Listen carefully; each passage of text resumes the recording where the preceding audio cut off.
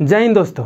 तो चलिए आज वीडियो को स्टार्ट करते हैं। ठीक है, तो आज का टॉपिक आपका बेसिकली क्या होने वाला है, केस के बारे में। ठीक है, तो केस सुनते ही आप वो वाला केस नहीं समझ लीजिएगा जो डे टू डे लाइफ में आपको फेस करना पड़ सकता है अगर आप गलत काम करते हो तो। ठीक है दोस्तों, तो इसको वो आप नहीं समझ लीजिएगा वो केस, ये ग्रामर वाला केस है। ठीक है दोस्तों, चलिए तो अब बात करते हैं केस के बारे में।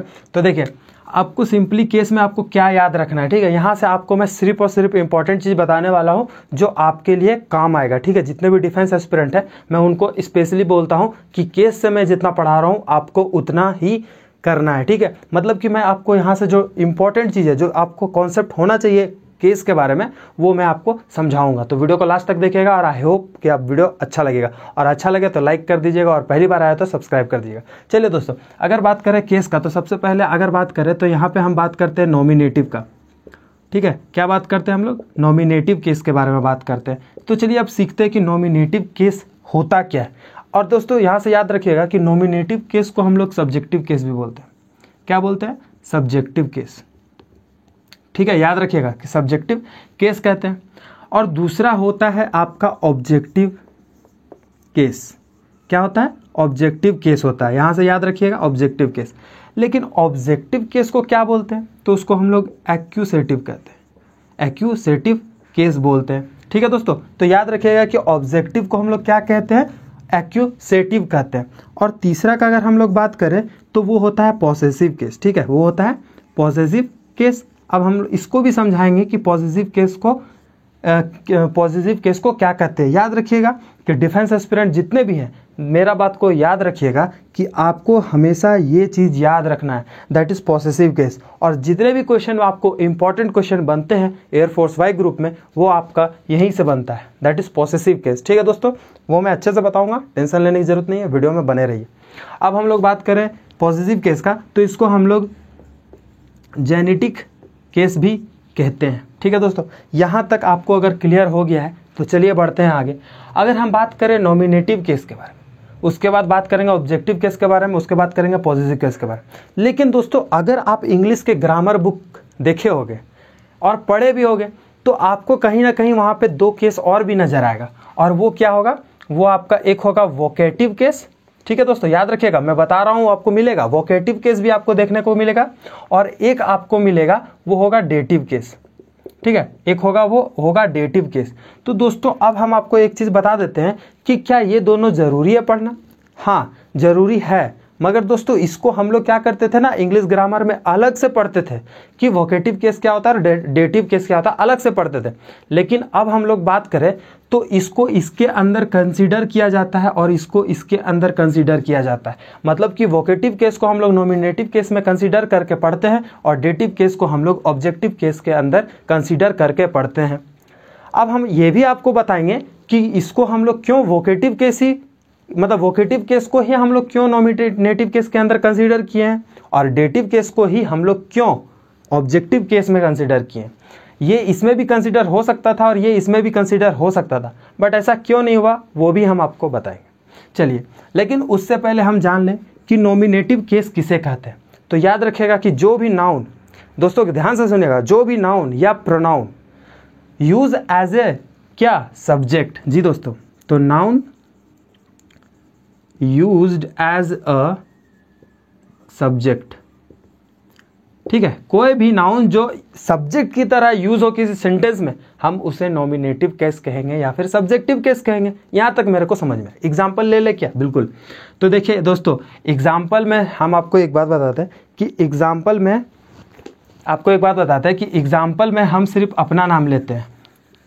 देखो क्यों लेते हैं, क्योंकि आप जब भी देखे होंगे बचपन से हम पढ़ते आ रहे हैं, आपका राम का एग्जाम्पल दिया जाता है, सोहन, मोहन, रमेश, राजेश, कभी सुजीत का नाम ही नहीं देता है। तो कुछ यूनिक नाम भी तो यूज़ करना चाहिए, कब तक एक ही चीज़ को रटोगे। ठीक है, तो अब बात करें कि सुजीत रन्स फास्ट। ठीक है, अब देखिए यहाँ पे सुजीत को क्या सब्जेक्ट की तरह यूज़ किया गया है। सुजीत क्या नाउन है, बिल्कुल, किसी का नाम है तो नाउन है।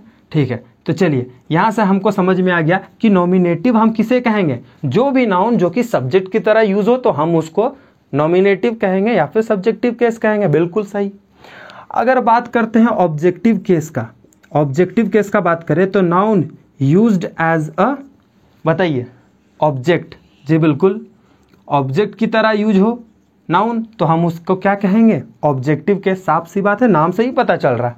अब इसका अगर एग्जाम्पल का बात करें तो सुजीत कॉल्ड, अब लिखेंगे राम, ठीक है, क्योंकि पहला मेरा नाम होना चाहिए, एग्जाम्पल में मेरा नाम होना चाहिए, क्योंकि बहुत राम शाम मोहन पढ़ लिए, अब थोड़ा कुछ यूनिक भी दिखना चाहिए। तो देखिए अब सुजीत, ऐसा कोई दिक्कत वाली बात नहीं है, कोई भी नाम ले सकते हो।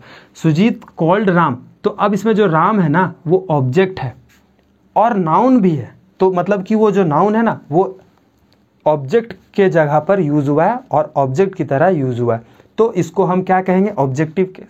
अब बोलिएगा कि यहाँ पे सुजीत ये भी तो नाउन है, मगर हमको वो नहीं देखना है, हमको ये देखना है कि जो सब्जेक्ट है, सॉरी जो ऑब्जेक्ट है वो नाउन है या नहीं, ठीक है। चलिए, तो हाँ वो नाउन है।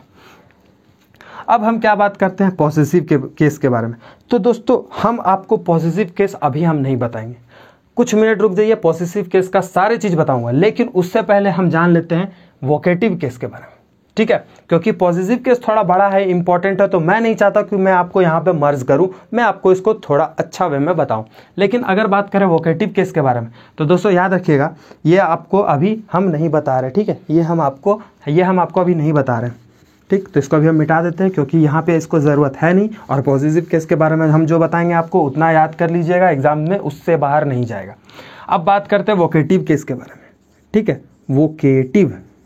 तो दोस्तों याद रखिएगा कि वोकेटिव केस हम किसे कहते हैं, तो जो भी नाउन या प्रोनाउन, ठीक है, वो क्या करे, एड्रेस करे किसी को, नाउन और pronoun used as a addressing someone, ठीक है, मतलब किसी को एड्रेस करे। तो अब इसका एग्जाम्पल्स हम सीख लें, तो जी बिल्कुल सीख लेते हैं। जैसे कि मान बात करें, Sujeet you can take books, हम क्या कर रहे हैं, उसको एड्रेस कर रहे हैं कि Sujeet you can take book, मतलब सुजीत तुम किताब क्या कर सकते हो, ले सकते हो, ठीक है। तो यू कैन टेक बुक्स मतलब कि हम इससे समझ में आ गया कि संबोधित करना, ठीक है, किसी चीज को संबोधित करना, तो उसको हम क्या बोलते हैं, वोकेटिव केस, मतलब कि Sujeet you can take book, ठीक है। ये आपको समझ में आ गया होगा कि वोकेटिव अब हम क्यों बोलते हैं।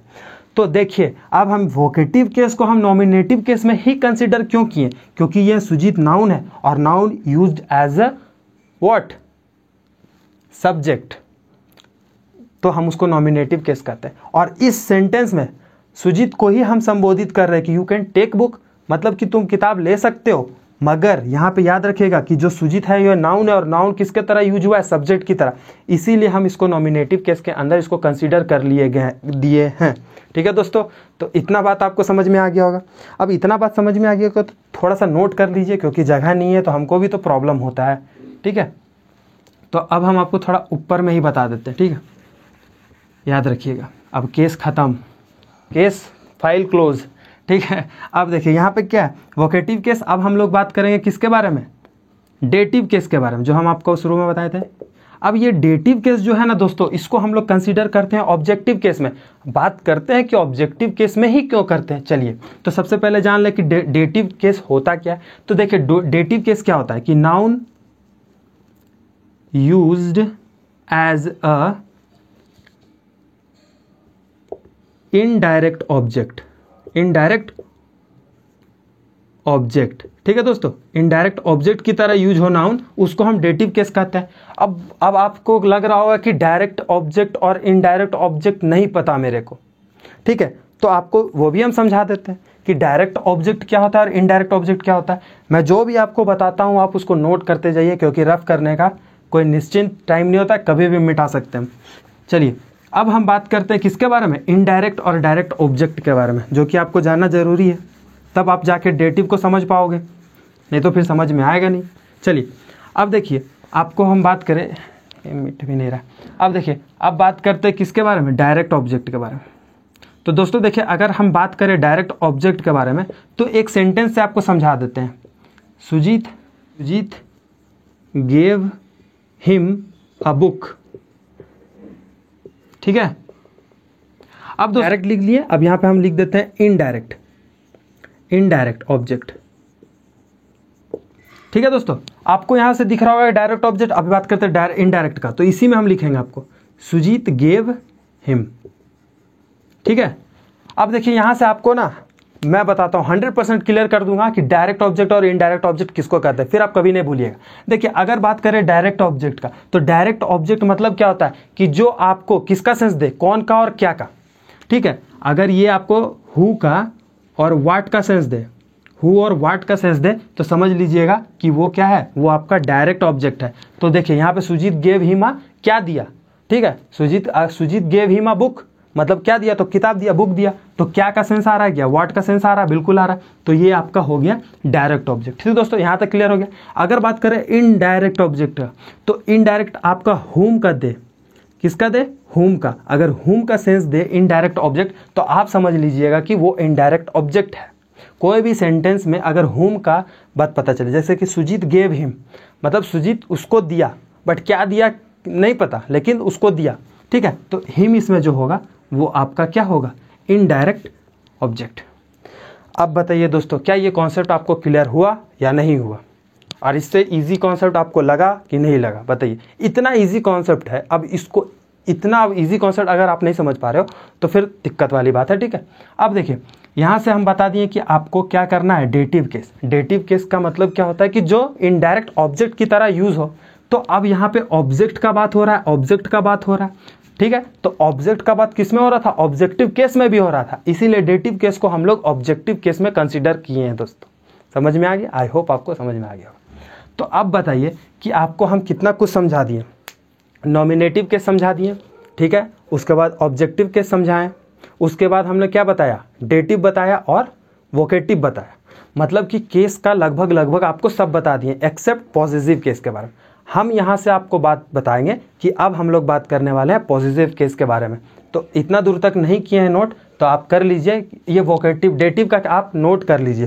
ठीक है दोस्तों, इसके बाद हम लोग अब बात करने वाले हैं पॉजिटिव केस के बारे में। तो बिल्कुल वहाँ तक वॉच करके जाइएगा, पॉजिटिव केस देख के जाइएगा, क्योंकि पॉजिटिव केस से ही क्वेश्चन आपको आएगा। यहाँ तक क्या था कि थोड़ा नॉलेज लेना था, बेसिक था, जी बिल्कुल ले लिए आपने। अब बात करते हैं क्वेश्चन की तरफ। ठीक है, तो इसको नोट डाउन करिए। हाँ दोस्तों, अब हम लोग बात करेंगे किसके बारे में, पॉजिटिव केस के बारे में। तो आखिर होता क्या है, सबसे पहले ये जान लीजिए। तो देखिए ये है ना, अधिकार दिखाता है। ठीक है, क्या करता है, अधिकार दिखाता है। अगर हम बात करें, ये पेन मान लीजिए, ये व्हाइट पेन मेरा है।